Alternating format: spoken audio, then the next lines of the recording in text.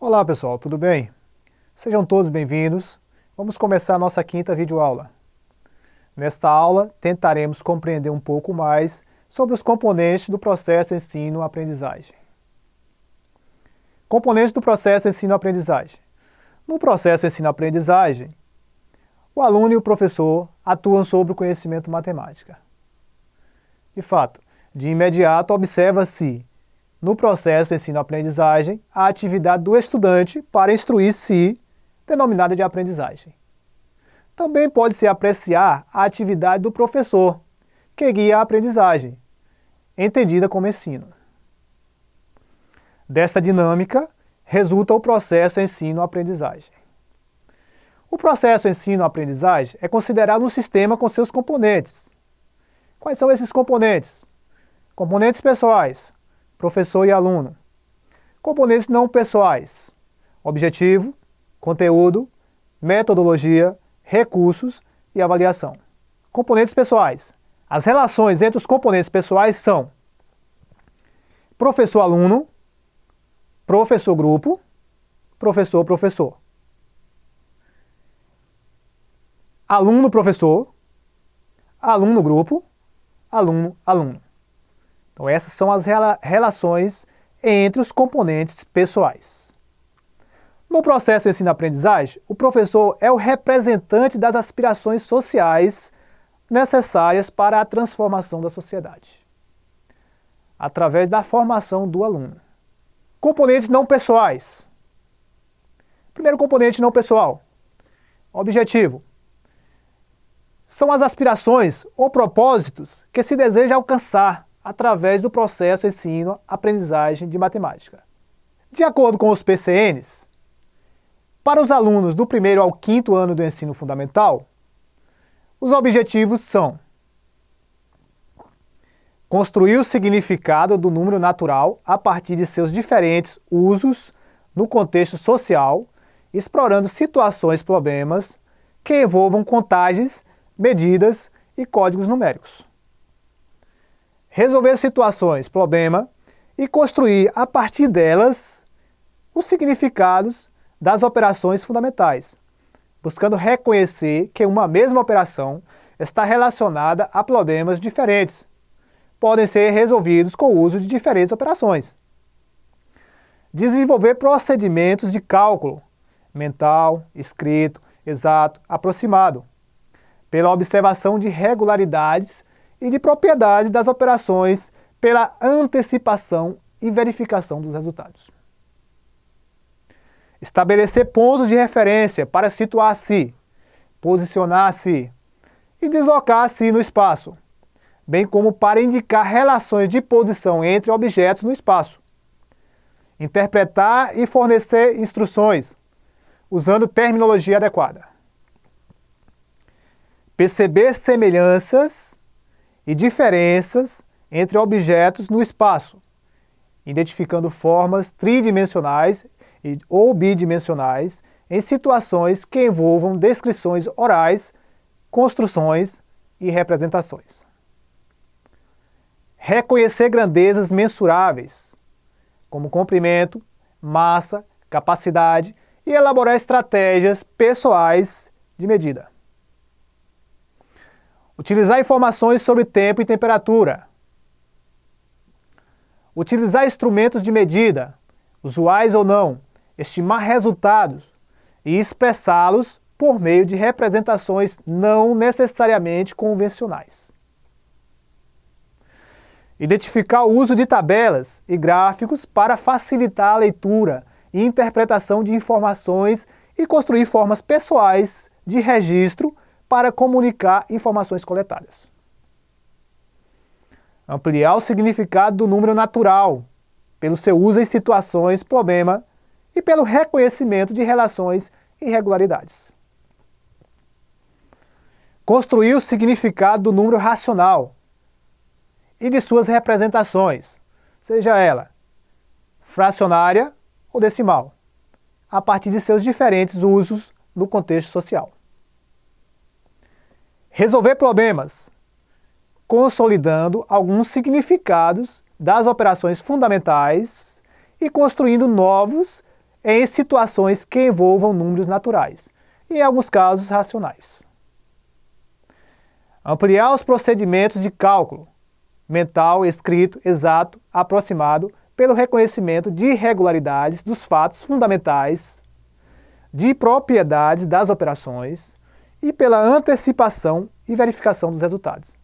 Identificar características das figuras geométricas, percebendo semelhanças e diferenças entre elas, por meio de composição e decomposição, simetrias, ampliações e reduções. Recolher dados e informações, elaborar formas para organizá-los e expressá-los. Interpretar dados apresentados sob forma de tabelas e gráficos e valorizar essa linguagem como forma de comunicação. Utilizar diferentes registros, gráficos, desenhos, esquemas, escritas numéricas, como recursos para expressar ideias, ajudar a descobrir formas de resolução e comunicar estratégias e resultados. Identificar características de acontecimentos previsíveis ou aleatórios a partir de situações problema, utilizando recursos estatísticos e probabilidade. Construir o significado das medidas a partir de situações problema que expressem o seu uso no contexto social. E em outras áreas do conhecimento, possibilite a comparação de grandezas de mesma natureza. Utilizar procedimentos e instrumentos de medida, usuais ou não, selecionando os mais adequados em função da situação problema e do grau de precisão do resultado. Representar resultados de medições, utilizando a terminologia convencional para as unidades mais usuais dos sistemas de medida. Comparar com estimativas prévias e estabelecer relações entre diferentes unidades de medida. Demonstrar interesse para investigar, explorar e interpretar em diferentes contextos do cotidiano e de outras áreas do conhecimento, os conceitos e procedimentos matemáticos abordados neste ciclo. Vivenciar processo de resolução de problemas, percebendo que para resolvê-los é preciso compreender, propor e executar um plano de solução, verificar e comunicar a resposta. Conteúdo é a parte da cultura e experiência social que deve ser adquirida ou construída pelo aluno. Bom, do primeiro ao terceiro ano, a característica principal do processo ensino-aprendizagem de matemática é aproximar o aluno das operações, dos números, das medidas, das formas e do espaço. No ensino fundamental, os conteúdos devem contemplar o estudo dos números, das operações, do espaço e das formas e do estudo das grandezas e das medidas. Esses indicadores fizeram com que os PCNs de matemática para as séries iniciais do ensino fundamental apresentassem sugestões de conteúdos conceituais e procedimentais e conteúdos atitudinais.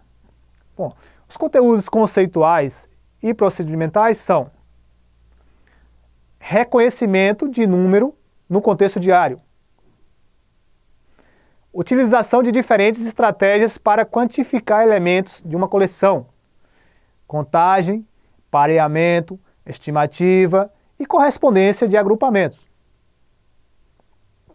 Utilização de diferentes estratégias para identificar números em situações que envolvem contagens e medidas, comparação e ordenação de coleções pela quantidade de elementos e ordenação de grandezas pelo aspecto da medida. Formulação de hipóteses sobre a grandeza numérica pela identificação da quantidade de algarismos e da posição ocupada por eles na escrita numérica.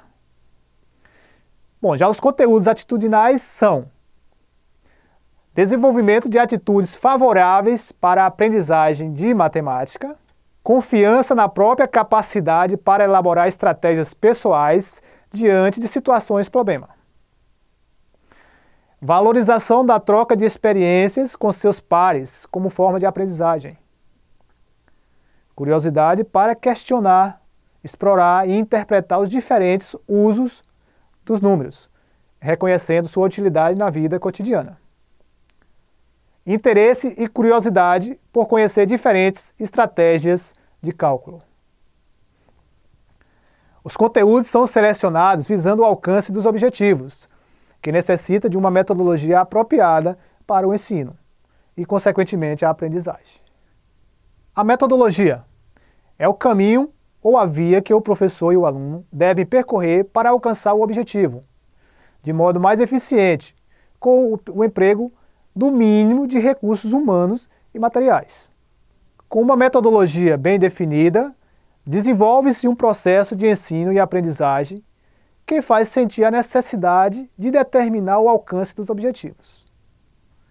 O alcance dos objetivos exige a utilização de elementos facilitadores denominados de meios ou atividades. Os recursos são os recursos materiais ou imateriais necessários para executar uma metodologia ou, consequentemente, atingir um determinado objetivo. São recursos didáticos, como livros, vídeos, televisão, rádio, calculadoras, computadores, jogos e outros materiais que têm um papel importante no processo de ensino e aprendizagem. Contudo, os recursos precisam estar integrados a situações que levem ao exercício da análise e da reflexão. Avaliação. A avaliação é o componente que, após ser processada, oferece informações sobre o alcance dos objetivos, expressos através da eficiência dos demais componentes. A avaliação deverá ser caracterizada como um componente dinâmico do processo ensino-aprendizagem, realizada através da interação contínua entre professor e aluno. A avaliação tem necessariamente que ser trabalhada à luz do caráter formativo.